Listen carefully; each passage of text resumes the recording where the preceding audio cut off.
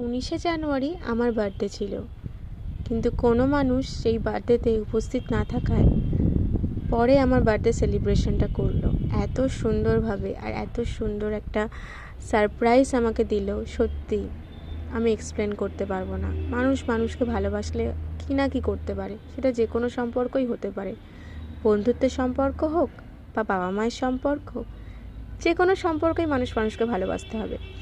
প্রেমিক প্রেমিকার সম্পর্ক বাদেও যে ভালোবাসা হতে পারে না সেটা কিন্তু নয়। যাই হোক, এত সুন্দর একটা সারপ্রাইজ আর এত সুন্দর একটা কেক পেয়ে আমি সত্যি খুব খুশি হয়ে গেছিলাম।